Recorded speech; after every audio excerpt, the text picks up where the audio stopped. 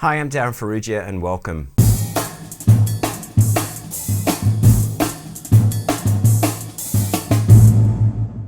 Well, I'm back from New York. I had an amazing time there with my brother. We spent a couple of weeks in New York and then we spent about 4 days in Los Angeles. 2 of those days were spent at Disneyland, where we had the opportunity to be grown-up children.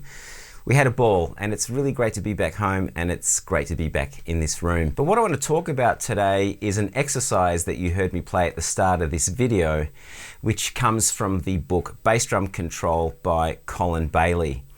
Many years ago, when I was in college, I had the opportunity to study with Virgil Donati, and that book that I just mentioned is one of the books that Virgil put me onto, and it's a really great book. But in the middle of that book is an exercise which is called, I think it's called the bass drum endurance exercise, and I've been practicing this exercise on and off since about 1985. I think that's when I was having these lessons with Virgil.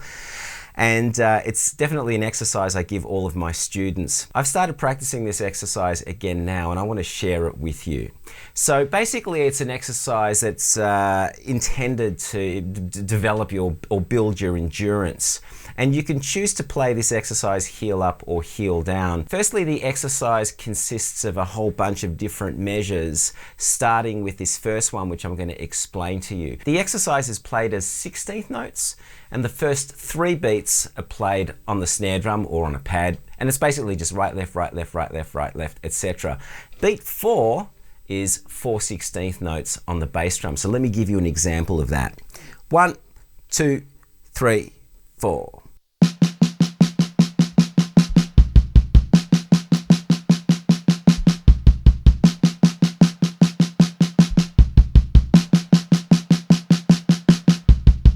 So that's the first exercise on the page. Now, the following exercise removes one of the hand strokes and adds a bass drum stroke. So we have 1E and a 2E and a 3E and then bass drum notes from that point on. So let me play that for you so you get the idea. 1, 2, 3, 4.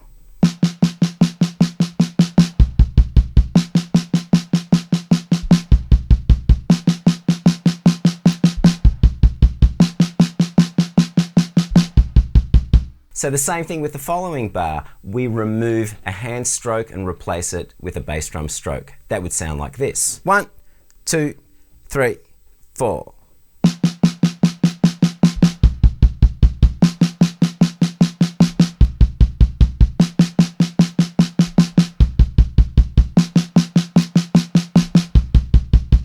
And on it goes until we get to the very last bar, which is 1 hand stroke followed by 15 bass drum strokes. 1, 2, 3, 4.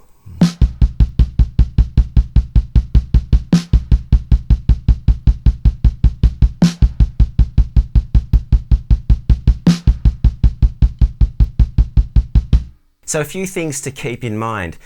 When I give this exercise to students, the first thing they do is they play it too fast, because the very first bar only has 4 notes on the bass drum. So they play it a lot faster than they should, and then by the time they get maybe even halfway through the exercise, they can't play any more bass drum notes. So in order to find a starting tempo, what I suggest you do is be able to play 4 bars of 16th notes on the bass drum, with a consistent sound, a consistent volume, and consistent spacing between the notes. So whatever that turns out to be, it could be 60 beats per minute or 50 or whatever. Because I've just started doing this again, I'm actually able to do that at 80. So basically what you need to do is find your tempo by playing 4 bars of 16th notes on the bass drum. Let's try that. 1, 2, 3, 4.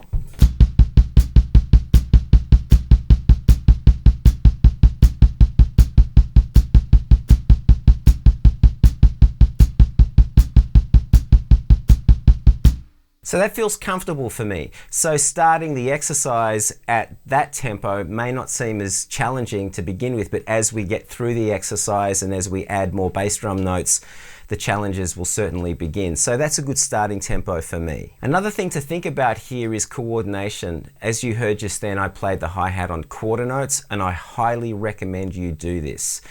don't have a lazy left foot. None of my students ever will have a lazy left foot as long as I'm teaching them. So coordination is the key there. And whenever you do that, just try to get a really good sound from the hi-hat foot as well. So the key to the endurance exercise is to play each of those bars 4 times. You can challenge yourself by playing each bar 8 times or 10 times or 16 times. Really, it depends on how much time you have. But for this demonstration, I'm going to play the whole exercise for you, playing each bar 4 times as long as I can count well. Sometimes I might botch this and play a bar too many, but we'll see. Anyway, so quarter notes on the hi-hat. Each bar is going to get played 4 times, and here's the exercise. And before I begin, one thing I like to do is challenge myself by, when I get to the end of the exercise, is play 4 bars of 16th notes just on the bass drum, no hands. So here we go. 1, 2, 3, 4.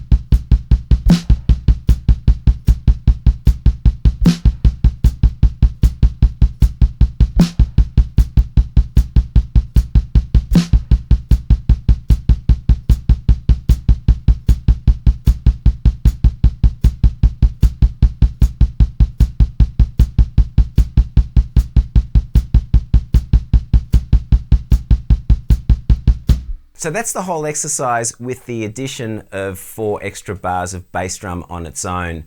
If you want to challenge yourself by playing this heel down, you can. I've started doing that. I'm not good enough to do it to give you a demonstration, but when I have practiced this in the last couple of days, I've had to slow the metronome down. So what you will feel is, if you are primarily a heel up player, when you play this heel down, you will really feel that burn at the front of your leg, at the front of your shin.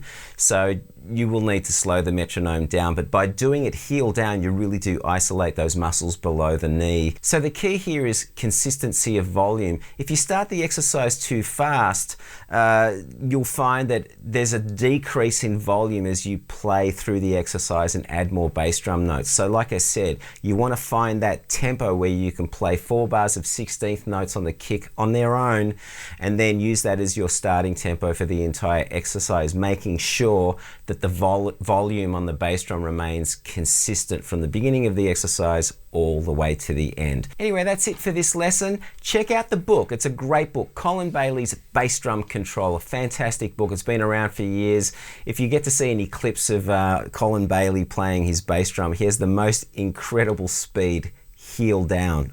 I just don't know how he does it.